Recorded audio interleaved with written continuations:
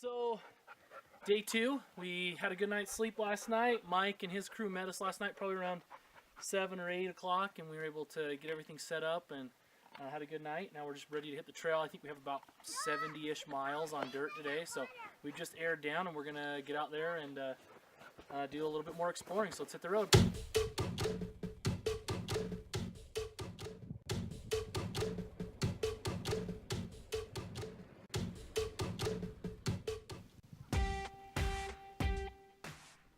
Before hitting the primary trail, we decided that we should check out a nice little trail right next to where we had camped. There was a steep embankment that led down through a wash and then back out and then led down to the Green River.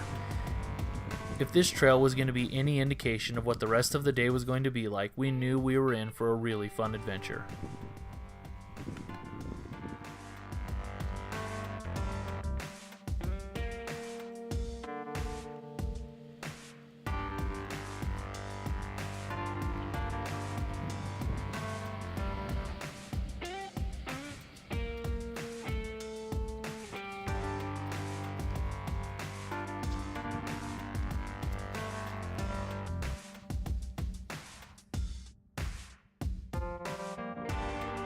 Once on the primary trail, it became really clear that we were going to cover a lot more ground and a lot faster than I had the day before.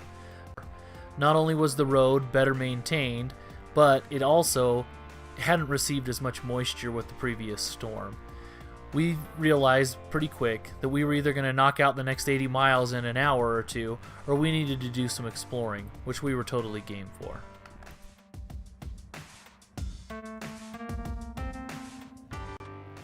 We took a quick look at the map and realized that we had a host of trails that we could try out. The first road that we came to was Ivan's Ranch Road. This is a nice little trail that's a lot more aggressive than what we had been on previously, but nothing that couldn't be handled with a stock rig.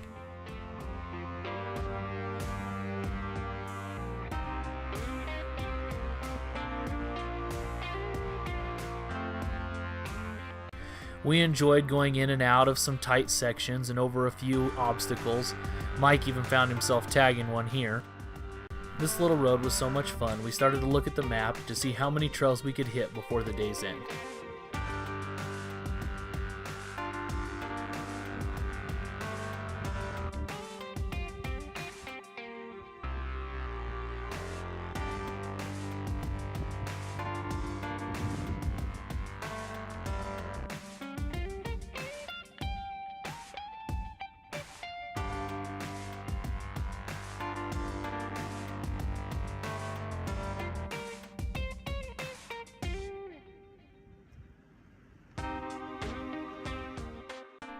It was a lot of fun having my brother and his boys join us for the trip.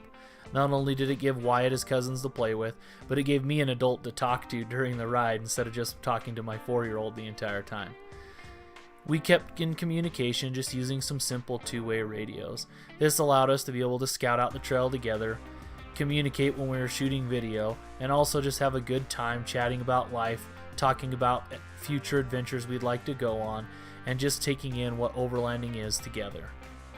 Over the past few months, he and I have spent a lot of time talking about things we want to do, places we want to go, and things we'd like to do to our rigs. The thing that I love about overlanding is it's a community, and having my brother be part of it with me is just about as cool as it gets.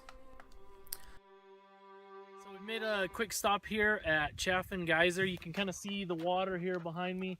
According to some of the notes, it says it goes off about every hour and a half throughout the day.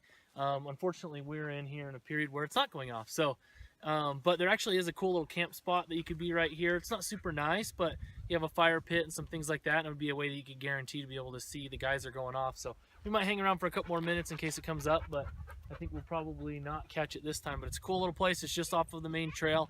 I've already marked it in our notes and our GPS files, which we'll share with you, so you can check it out. We're a little disappointed that we must have just missed the geyser going off. It was clear from how wet the ground was that it had gone off recently. We did wait a while we decided to eat our lunch, but that still wasn't enough time for it to go off, and we needed to hit the trail if we were going to finish in time. We just pulled up to Bull Bottom Road, which is a little spur trail, but it has a really beautiful look, view of the Green River, so that'd be cool to come and take a little quick look at it. It's actually a cool little trail. You can see the liner up there. They have a couple poles here to help mark where you go, keep you from going off the edge. It'll go and end up weaving you all the way down to the bottom if you want to go check out the river.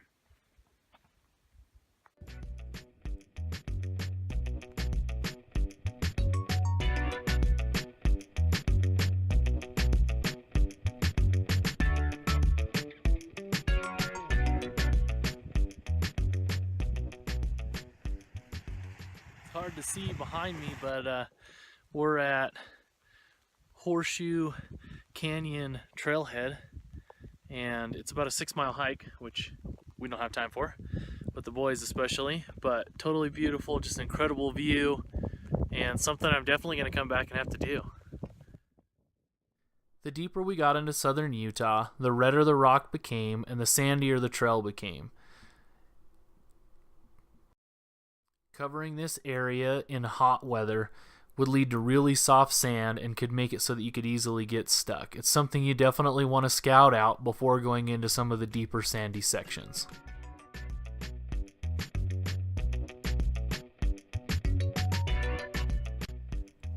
Looking at the map, we saw another 4x4 trail that looked like a lot of fun. We'd been making pretty good time and decided that we needed to take another offshoot trail. We'd passed dozens along the way, but this one was really cool because it broke off of the road that we were on, weaved through what looked to be some really cool terrain, and then connected right back where we needed to be.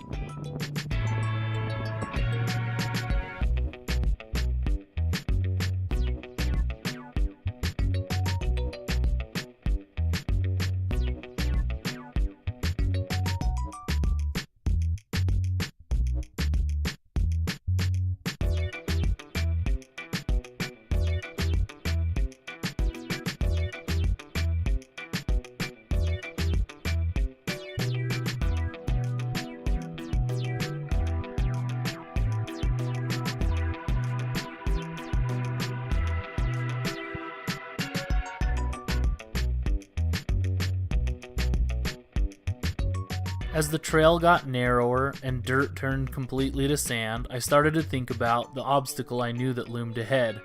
When planning this trip, I had discussed the route with a friend of mine who gave me suggestions on where to go. As you noticed in the first video, there's a steep, sandy hill climb that I was struggling with in the Land Cruiser.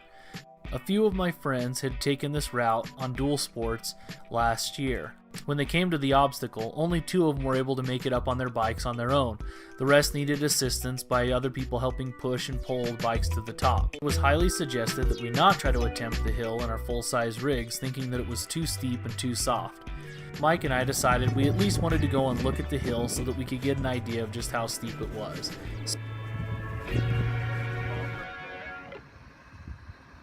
Where?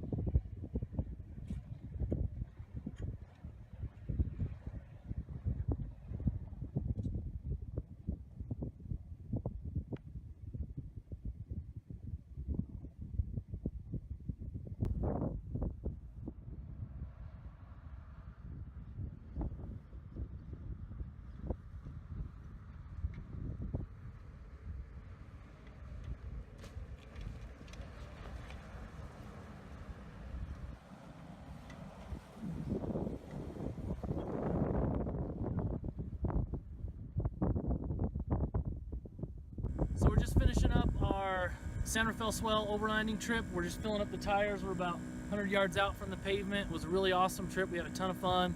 Ran some really cool trails and had some steep technical sections. It was really cool. So please subscribe to our YouTube channel. You can also check us out on Instagram at Backroad Exploration. And please feel free to share this video with anybody that's into, camping, overlanding, off-roading. We love it. Thanks.